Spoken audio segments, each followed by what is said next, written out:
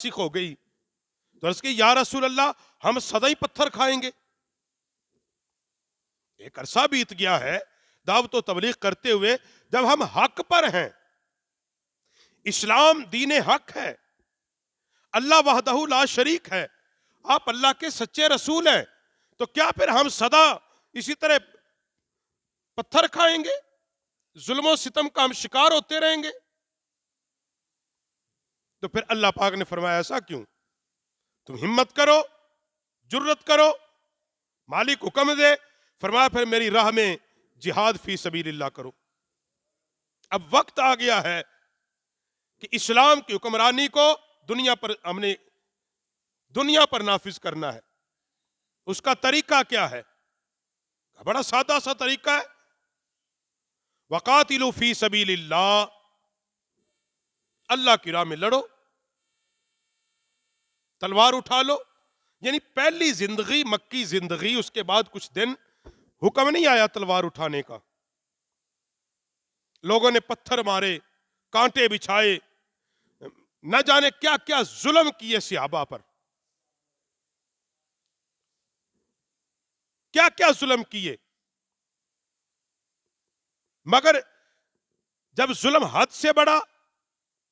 مکہ المکرمہ چھوڑا، مدینہ النبی کی ایک ریاست قائم ہوگی،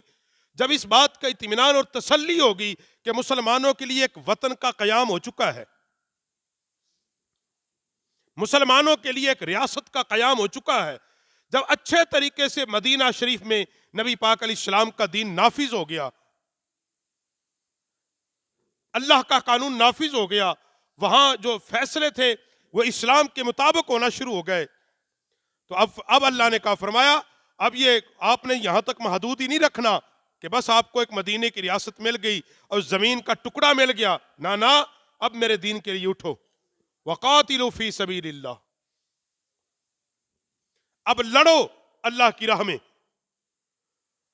الذین یقاتلونکم، ان سے لڑو جو تم سے لڑنا چاہتے ہیں. اب یہ نہیں کرنا کہ وہ پتھر مار رہے ہیں آپ کہیں نہیں ہم تو امن کی بات کر رہے ہیں. اب اللہ پاک نے فرمایا جو تم سے لڑنا چاہتے ہیں، جو لڑنا چاہتے ہیں ان کے ساتھ لڑو. الذین یقاتلون، ان سے لڑو جو یہ چاہتے تمہیں مٹانا چاہتے ہیں، تمہیں کاٹنا چاہتے ہیں. اب تم نے کٹتے تو نہیں رہنا نا، سدا تم نے مرتے تو نہیں رہنا. اب وقت آ گیا ہے کہ تم بھی تلوار نکال لو.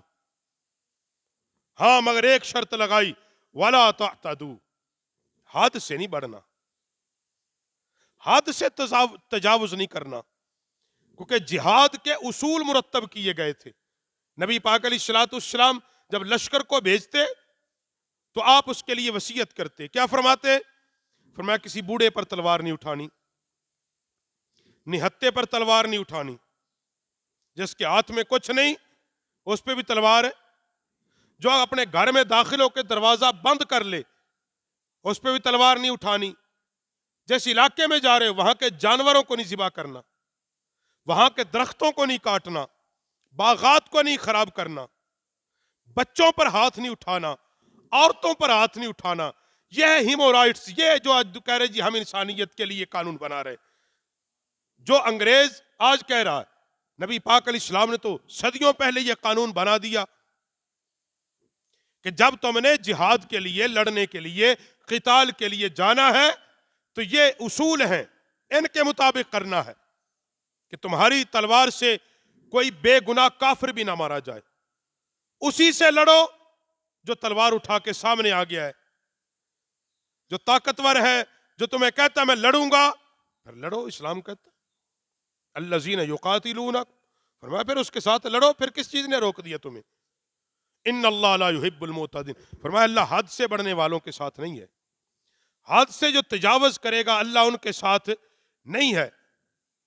اور قرآن پاک نے آگے فرمایا وَاقْتُلْهُمْ حَيْثُ ثَقِفْتُمُوهُمْ وَأَخْرِجُوهُمْ مِنْ حَيْثُ. یہ ایک وقت تک یہی حکم تھا کہ جو تم سے لڑے بس اس سے لڑا جائے، حد سے نہیں بڑھنا. مگر پھر ایک وقت یہ بھی آیا کہ جب اسلام طاقتور ہو گیا، مدینے سے نکل کر قرب و جوار کے علاقے اسلام کے زیر اثر آ گئے، پھر وہ مکہ کہ جس سے ایک وقت میں ہجرت کی صحابہ نے چھپ چھپا کے، بظاہر تو یہی تھے نا کہ کافروں کے ظلم و ستم سے تنگ آ کے مکے کو چھوڑ دیا، اور مکے کے کافر یہ سمجھتے تھے کہ جب تک ہماری حکمرانی مکے پر ہے تو گویا کہ پوری دنیا پر ہماری حکمرانی ہے۔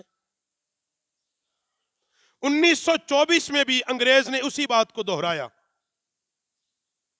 اس نے اگر مسلمانوں میں فرقہ واریت کی آگ کو لگانا ہے تو اس کا حل یہ ہے کسی ایک فرقے کو مکہ میں حکمرانی دے دو، پوری دنیا سے لوگ یہاں کے حج کریں گے، عمرہ کریں گے، اور جب جو یہاں بات ہوگی لوگ سمجھیں گے دیکھو جی مکے میں جب یہ بات ہے تو دین تو مکے میں آیا تھا، اور لوگ اس پہ عمل کریں گے، اپنے اپنے علاقوں میں پوری دنیا میں جائیں گے، اور پھر مسلمان آپس میں لڑیں گے ان باتوں پہ، اور پھر بالآخر وہی ہوا، اور ہو رہا ہے کہ لوگ جب وہاں گئے دیکھا، وہ اپنے اپنے علاقوں میں آئے، ان کو دیکھو جی جب مکے میں دین اترا تھا تو مکے میں تو یہ ہو رہا ہے، وہ قرآن و سنت سے دور ہو گئے۔ 1924 میں بھی یہی کیا انگریز نے، مگر اس وقت جب اسلام کو ایک غلبہ ہو گیا، پھر کیا ہوا، مکہ فتح ہو گیا، اسلام کا پرچم بیت اللہ کی چھت پر لہرا گیا، پھر اب کیا فرمایا اللہ نے؟ فرمایا وَاقْتُلْهُمْ حَيْثُ ثَقِفْتُمُوهُمْ، فرمایا اب تمہیں کافر جہاں بھی مل جائے اس کو کاٹ کے رکھ دو،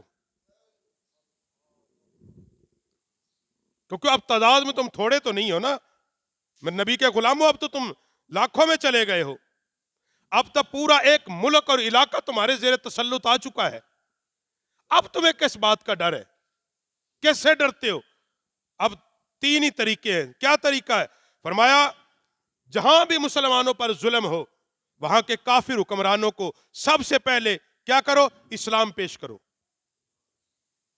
اسلام کا جو طریقہ ان پہ اسلام پیش کیا جائے کہ بھئی کلمہ پڑھو مسلمان ہو جاؤ،